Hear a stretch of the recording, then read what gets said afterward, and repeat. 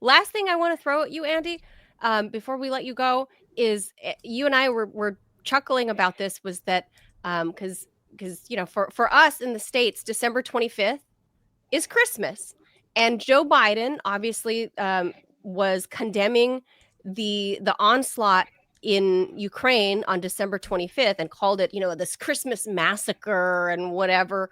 Can you please tell the world, the viewers, what December 25th is for Ukrainian Orthodox people? Because I think the majority of Ukrainians are Orthodox, right?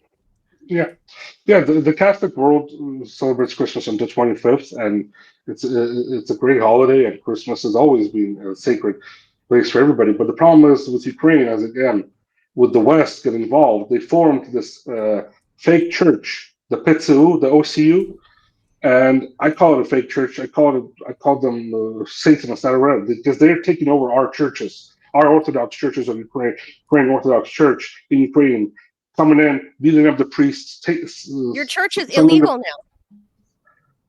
by the law. They're moving it to make it illegal totally, to ban it, even though it has a more than 1,000 year history.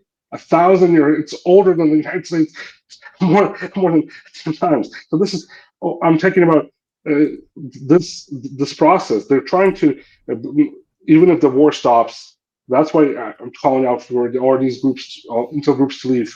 They're influencing to make it a religious war between Russia and Ukraine in the future, to put this problem in between churches. Basically, this new OCU church formed by Philip Ricker, who was Pompeo's right hand man in the State Department because he goes to the Constantinople church. And they basically made this plan to form this. It was formed under Hillary, then he made it possible during the Trump administration under Pompeo, which basically went against Trump. And he's basically now Trump's enemy. I hope, because Yeah. Pompeo is not should not be trusted.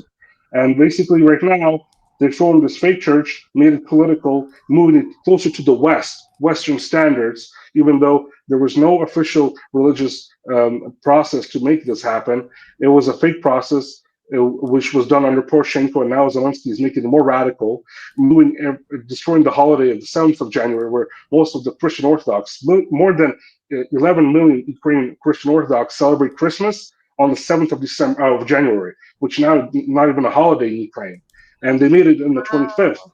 Yeah, they basically made it a work day. Even not a possibility for anybody who wants to celebrate it, they cannot. So people would had to have Wow. gather on the I didn't know 25th. that. I didn't know Yeah, that so it's either. basically they're pushing it so hard, it's so politicized to make this OCE church more powerful and to take over Make it control the thing. all these. Yeah, taking all the churches, make it the official religion of Ukraine, even though it's not. Those churches are now which are being taken over by the OCU, are being used as Wow. concert halls. By our religion, Orthodox religion, you cannot have a concert in the church. It's against our values, Christian values. But they are basically putting concerts right now and culinary shows, making food within the church. And we talk about this on Twitter a lot. And it's just crazy what they're doing. Basically, they're So they're going against not only disrespecting your church. yes, and our religion. And this religion has been in Ukraine for more than 1,000 years. And they're trying to take it over and destroy it and make it more pro-Western and take over the churches. So they will be controlled Wow. by the so-called Western Church (OCU), which has been I formed had no illegally and idea. falsely by the State Department and Philip Perker. So there are names to this, and there's strings attached That's right to the crazy. America. What do you That is think? crazy, Andy. So I had no idea that they took away January 7th from officially. That's crazy. I mean, Ted, I think we gotta run because we both have we doctor's do. appointments. So All right, very and quickly, No, and I, 60 go ahead. seconds, Andy. Can you just answer me? Are you optimistic at all about Trump coming in? Do you think anything will change for the better or worse, or what do you think will happen? there is hope for with the new administration coming to Washington. Hope that there's going to be peace. I do believe that it can be changed. That Trump is not a deep state candidate, and if he surrounds himself with people like Tulsi Gabbard, Kash Patel, will be a more prosperous America and a prosperous world for everybody. I think that's what I hope, and I will be praying for President Trump to make the right decisions in this, because today we also are Same. responsible. Washington is responsible for Ukraine, and Washington has to stop this war. Same.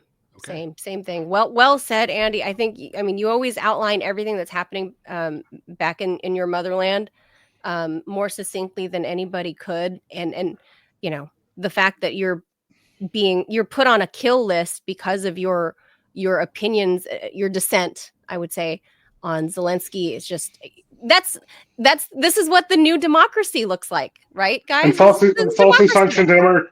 And falsely sanctioned in America for talking about that's the true. truth. Same thing for dissenting. You are also sanctioned by the Biden government and can't have a normal life right now because of the sanctions from the United States. So, Yeah. you know, but again, this is what democracy looks like, Andy. You should sacrifice for democracy. We will build our own future, and hopefully it will be peaceful for everybody, and everybody should be prosperous. And I hope everybody will be prosperous in the new year, and we will have I peace hope with so. God's help. Thank you, Andy. Of course, Andrii Telizhenko is a former Ukrainian diplomat and a whistleblower, and a very brave soul. I wish you a happy new year, Andy, and a Merry Christmas on January 7th, on official Orthodox Christmas, because I know a lot of Orthodox people, and they will never accept December 25th as Christmas, no matter how Western they are. It's the whole week of January, as far as I'm concerned. My Orthodox friends, they'll never accept that. So It's on the hopefully, lunar calendar, right? So it's different every yeah. year, right? No, it's on the 7th every year. Yeah. Oh, it the is? same. Okay, all right. It's on it's the Easter that changes. Okay, all right. Yes. I don't I always understand the lunar remember. calendar at all. Okay, so I always remember with my Eastern Orthodox friends that like New Year's week, they always took the Gregorian New Year. That week is always off. They were gone, and I would go, why do you get the whole week off for New Year's? Oh, you're Orthodox Christian. Okay, so it's your Christmas. Okay, so that made a lot more sense to me. So hopefully you guys get your holiday back, and I hope this year that your life can return to normal, or this coming year, 2025, that you get to return to normal life and you can see your friends and family back home. Andrii, thank you so much, as always, for your time. We'll speak to you again very soon. We're going to pray for you that you get your life back. Thank you, my friend. Thank you very much, Manila, Ted. I appreciate all the best. God bless. likewise. Take care, Andrii. Bye-bye. Thank you. Happy New Year.